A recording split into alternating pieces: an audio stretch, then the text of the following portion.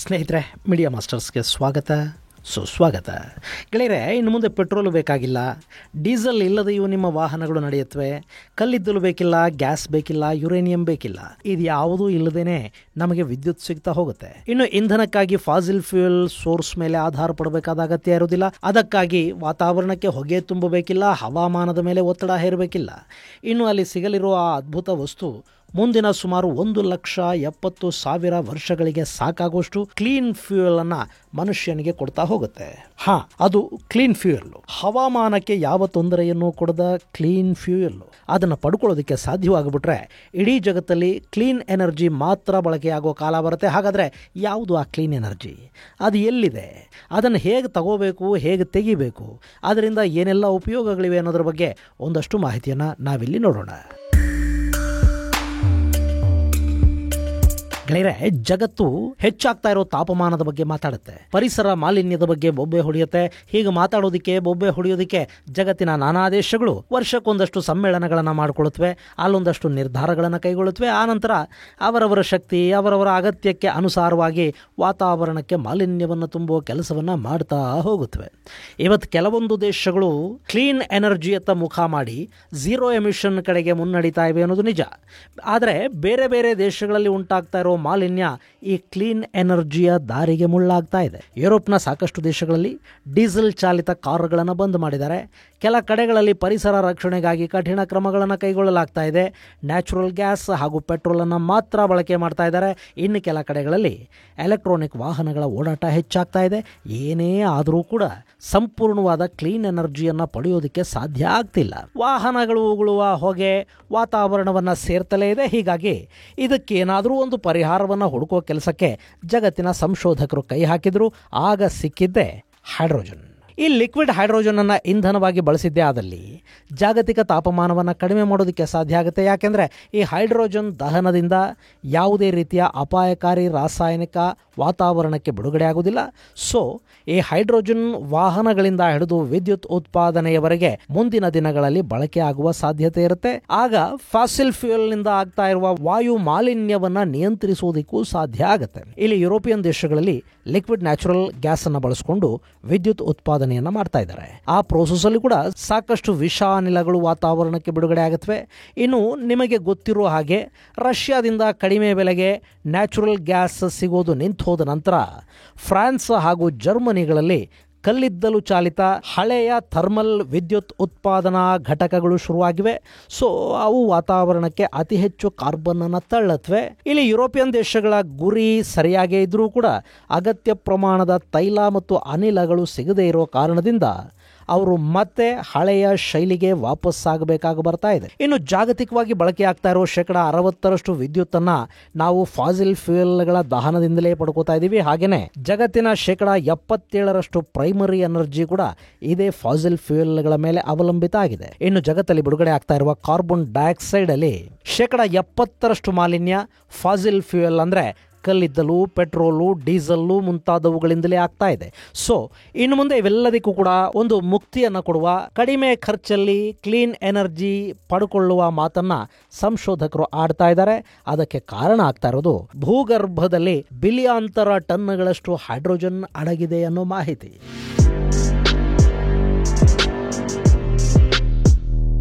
ಗೆಳೆಯರೆ, ಹೈಡ್ರೋಜನ್ ಅನ್ನೋದು ಅತ್ಯಂತ ಕ್ಲೀನ್ ಎನರ್ಜಿ ಅಂತ ಕರೆಸ್ಕೊಳ್ಳುತ್ತೆ. ಈ ಹೈಡ್ರೋಜನ್ ಅನ್ನ ದಹನ ಮಾಡಿದ ಸಂದರ್ಭದಲ್ಲಿ ಹೊರಬರೋದು ಕೇವಲ ನೀರು ಮತ್ತು ಬಿಸಿ ಗಾಳಿ ಮಾತ್ರ. ಇಲ್ಲಿ ಕ್ಲೀನ್ ಎನರ್ಜಿಯನ್ನು ಹುಡುಕೋ ಪ್ರಯತ್ನದಲ್ಲಿದ್ದ ಆಕ್ಸ್ಫರ್ಡ್, ಟೊರಾಂಟೊ ಹಾಗೂ ದುರ್ಹಾಮ್ ಯೂನಿವರ್ಸಿಟಿಯ ಸಂಶೋಧಕರು ಈ ಹೈಡ್ರೋಜನ್ ಅನ್ನು ಪತ್ತೆ ಮಾಡೋದ್ರಲ್ಲಿ ಯಶಸ್ವಿಯಾಗಿದ್ದಾರೆ. ಇದು ಭೂಮಿಯ ಆಳದಲ್ಲಿ ಕಲ್ಲುಗಳ ನಡುವೆ ಅತ್ಯಂತ ಶುದ್ಧವಾಗಿ ಸೇರಿಕೊಂಡಿದೆ. ಇದನ್ನು ಪಡೆಯೋದ್ರಿಂದ ಯಾವುದೇ ಸಮಸ್ಯೆಗಳು ಆಗೋದಿಲ್ಲ ಅಂತ ಅವರು ಹೇಳ್ತಾ ಇದ್ದಾರೆ. ಇಲ್ಲಿ ತೈಲ ಹಾಗೂ ನ್ಯಾಚುರಲ್ ಗ್ಯಾಸ್ ಸಿಕ್ಕಿದ ಹಾಗೆ ಹೈಡ್ರೋಜನ್ ಕೂಡ ಒಂದು ಕಡೆ ಸೇರಿಕೊಂಡಿಲ್ಲ. ಬದಲಾಗಿ ಈ ಅನಿಲ ಅರ್ತ್ ಕಾಂಟಿನೆಂಟಲ್ ಕ್ರಸ್ಟ್ನ ಒಳಗೆ ಅವಿತು ಕೂತಿದೆ. ಅಲ್ಲಿ ಕಬ್ಬಿಣ ಮಿಶ್ರಿತ ಕಲ್ಲುಗಳು ಹಾಗೂ ನೀರಿನ ಕಾರಣದಿಂದ ಹೈಡ್ರೋಜನ್ ಗ್ಯಾಸ್ ಬಿಡುಗಡೆ ಆಗ್ತಾ ಇದೆ. ಭೂಮಿಯ ಒಳಗೆ ಮನುಷ್ಯನಿಗೆ ಬೇಕಿರುವ ಒಟ್ಟು ಎನರ್ಜಿ ಅಡಗಿದೆ.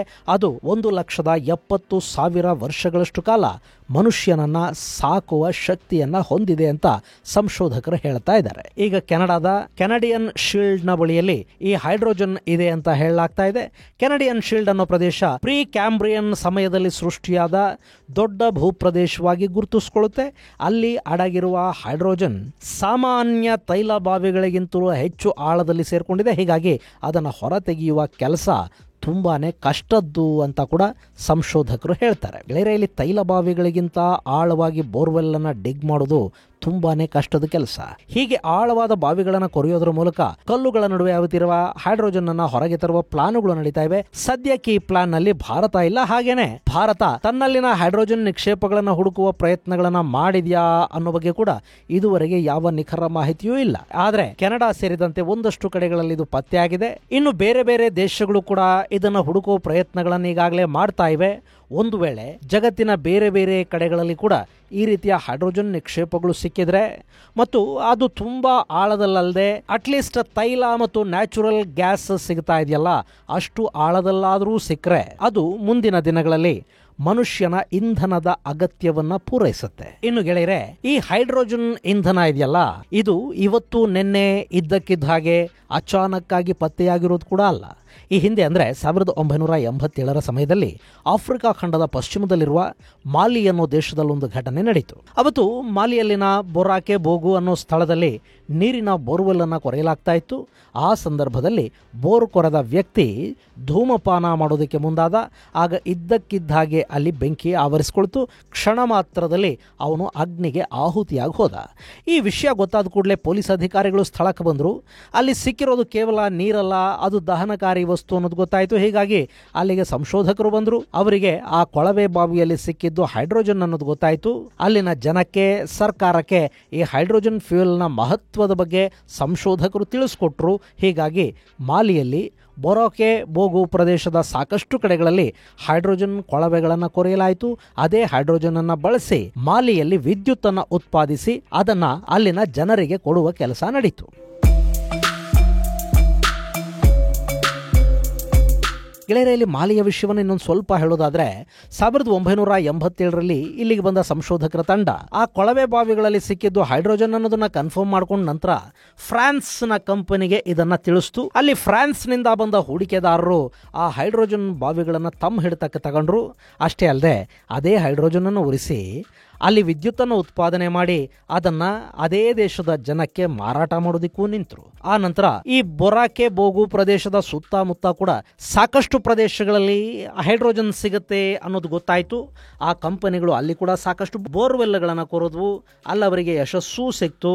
ಈ ಬೊರಾಕೆ ಬೋಗು ಪ್ರದೇಶ ಜಗತ್ತಿನ ಅತ್ಯಂತ ಹಳೆಯ ಹೈಡ್ರೋಜನ್ ನಿಕ್ಷೇಪದ ಪ್ರದೇಶ ಅನ್ನೋ ಹೆಗ್ಗಳಿಕೆಗೆ ಇವತ್ತು ಪಾತ್ರ ಆಗಿದೆ. ಈಗ ಅಲ್ಲಿ ಸಿಗ್ತಿರೋ ಹೈಡ್ರೋಜನ್ ಅನ್ನ ಮಾಲಿಯ ಪಕ್ಕದಲ್ಲಿರೋ ಕೆಲ ದೇಶಗಳಿಗೆ ಹಾಗೂ ಇನ್ನುಳಿದದ್ದನ್ನ ಯುರೋಪಿನ ದೇಶಗಳಿಗೆ ಸಾಗಿಸಲಾಗ್ತಾ ಇದೆ. ಇನ್ನು ಮೊದಲಿಗೆ ಅಲ್ಲಿ ಫ್ರಾನ್ಸ್ ಕಂಪನಿ ಮಾತ್ರ ಕೆಲಸ ಮಾಡ್ತಾ ಇತ್ತು. ಈಗ ಅಲ್ಲಿಗೆ ಆಸ್ಟ್ರೇಲಿಯಾ ಹಾಗೂ ಅಮೆರಿಕಾದ ಕಂಪನಿಗಳು ಕೂಡ ಬಂದಿವೆ. ಅವರು ಕೂಡ ಮಾಲಿಯಲ್ಲಿ ಸಿಗೋ ಹೈಡ್ರೋಜನ್ ಅನ್ನ ದೋಚುವ ಕೆಲಸವನ್ನ ಮಾಡ್ತಾ ಇದ್ದಾರೆ. ಇನ್ನು ಫ್ರಾನ್ಸ್, ಬೆಲ್ಜಿಯಂ, ಲಕ್ಸಂಬರ್ಗ್ ಹಾಗೂ ಜರ್ಮನಿಯ ಗಡಿ ಭಾಗದಲ್ಲಿ ಲೊರೈನ್ ಅನ್ನೋ ಒಂದು ಪ್ರದೇಶ ಇದೆ. ಅಲ್ಲಿ ಕೂಡ ಹೈಡ್ರೋಜನ್ ಗ್ಯಾಸ್ ಪತ್ತೆಯಾಗಿದೆ. ಸದ್ಯಕ್ಕೆ ಈ ಲೊರೈನ್ ಬೇಸಿನ್ ನಲ್ಲೂ ಕೂಡ ಕಮರ್ಷಿಯಲ್ ಆಗೇನೆ ಹೈಡ್ರೋಜನ್ ಮೈನಿಂಗ್ ಮಾಡಲಾಗ್ತಾ ಇದ್ದು, ಮುಂದಿನ ದಿನಗಳಲ್ಲಿ ಇದರ ಕೆಪಾಸಿಟಿಯನ್ನು ಮತ್ತಷ್ಟು ಹೆಚ್ಚಿಸುವ ಕೆಲಸ ಆಗುತ್ತೆ ಅಂತ ಆ ಕಂಪನಿ ಹೇಳ್ಕೊಳ್ತಾ ಇದೆ. ಹೀಗೆ 1987ರಲ್ಲೇ ಹೈಡ್ರೋಜನ್ ಗ್ಯಾಸ್ ಬಗ್ಗೆ ಜಗತ್ತಿಗೆ ಗೊತ್ತಾಗಿತ್ತಾದರೂ ಕೂಡ ಈ ಹೈಡ್ರೋಜನ್ ಅನ್ನೋ ಅನಿಲವನ್ನು ಹುಡುಕುವ ಪ್ರಯತ್ನಗಳು ನಿರೀಕ್ಷಿತ ಮಟ್ಟದಲ್ಲಿ ಆಗಲಿಲ್ಲ. ಅವತ್ತಿಗೆ ಪೆಟ್ರೋಲ್ನ ಬೆಲೆ ಕೂಡ ಕಡಿಮೆ ಇತ್ತು.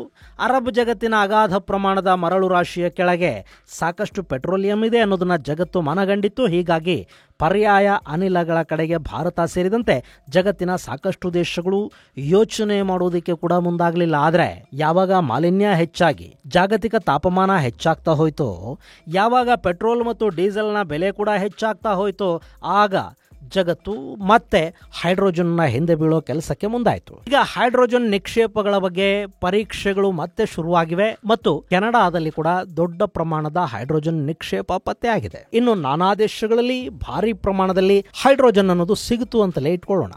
ಅದನ್ನು ಸ್ಟೋರ್ ಮಾಡೋದು ಹೇಗೆ? ಅಲ್ಲದೆ ಅದನ್ನ ಇಟ್ಕೊಳ್ಳೋದ್ರಿಂದ ಯಾವುದೇ ಅಪಾಯ ಇಲ್ವಾ ಅನ್ನೋ ಪ್ರಶ್ನೆಗಳು ಕೂಡ ಇಲ್ಲಿ ಉದ್ಭವ ಆಗುತ್ತೆ. ಗೆಳೆಯರೆ, ನಾವು ನ್ಯಾಚುರಲ್ ಗ್ಯಾಸ್ನ ಹೇಗೆ ಸ್ಟೋರ್ ಮಾಡ್ತೀವೋ ಅದೇ ತರ ಈ ಹೈಡ್ರೋಜನ್ ಅನ್ನು ಕೂಡ ಶೇಖರಣೆ ಮಾಡಿಟ್ಕೊಳ್ಳೋದಕ್ಕೆ ಸಾಧ್ಯ ಆಗುತ್ತೆ. ಆದ್ರೆ ಇಲ್ಲಿ ಹೈಡ್ರೋಜನ್ ಫ್ಯೂಯಲ್ ಅನ್ನ ಹೊರತೆಗೆಯೋದಿಕ್ಕೂ ಹಣ ಬೇಕು, ಅದನ್ನ ಶೇಖರಿಸೋದಿಕ್ಕೂ ಹಣ ಬೇಕು, ಸೂಕ್ಷ್ಮ ಅಣುಜೀವಿಗಳಿಂದ ಹೈಡ್ರೋಜನ್ ಅನ್ನ ಕಾಪಾಡಿಕೊಳ್ಳೋದಿಕ್ಕೆ ಕೂಡ ಹಣ ಬೇಕು, ಅದನ್ನ ಪ್ರೋಸೆಸ್ ಮಾಡಿ ಅದರಿಂದ ವಿದ್ಯುತ್ ಉತ್ಪಾದನೆ ಅಥವಾ ವಾಹನಗಳಿಗೆ ಅದನ್ನು ಕೊಡೋದಿಕ್ಕೆ ಕೂಡ ಅಲ್ಲಿ ಸಾಕಷ್ಟು ಹೂಡಿಕೆಯ ಅಗತ್ಯ ಇರುತ್ತೆ. ಇಷ್ಟೆಲ್ಲ ಇನ್ವೆಸ್ಟ್ಮೆಂಟ್ ಇರೋ ಸಂದರ್ಭದಲ್ಲಿ ಹೈಡ್ರೋಜನ್ ಫ್ಯೂಯಲ್ ಅನ್ನೋದು ಸುಲಭವಾಗೇನು ಜನರಿಗೆ ಸಿಗೋದಿಲ್ಲ, ಅದರ ಬೆಲೆ ಕೂಡ ಹೆಚ್ಚಾಗುವ ಸಾಧ್ಯತೆ ಇರುತ್ತೆ. ಇಷ್ಟಾದರೂ ಹೈಡ್ರೋಜನ್ ಅನ್ನೋದು ಪ್ರಕೃತಿಗೆ ಮಾರಕ ಅಲ್ಲ. ಆದ್ದರಿಂದ ಹೈಡ್ರೋಜನ್ ನಿಕ್ಷೇಪಗಳನ್ನ ಪತ್ತೆ ಮಾಡುವ ಕೆಲಸ ಆಗಬೇಕು ಅಂತ ಕೂಡ ಕೆಲ ಸಂಶೋಧಕರು ಬಯಸ್ತಾ ಇದ್ದಾರೆ. ಪ್ಯೂರೆಸ್ಟ್ ಫಾರ್ಮ್ ಅಲ್ಲಿರೋ ಹೈಡ್ರೋಜನ್ ಅನಿಲ ನಿಕ್ಷೇಪದ ಕುರಿತಾದ ಒಂದಷ್ಟು ಮಾಹಿತಿ ಮುಂದಿನ ಸಂಚಿಕೆಯಲ್ಲಿ ಮತ್ತಷ್ಟು ವಿಶೇಷಗಳ ಜೊತೆ ಮತ್ತೆ ಭೇಟಿಯಾಗೋಣ. ಅಲ್ಲಿವರೆಗೆ ಜೈ ಹಿಂದ್, ಜೈ ಕರ್ನಾಟಕ.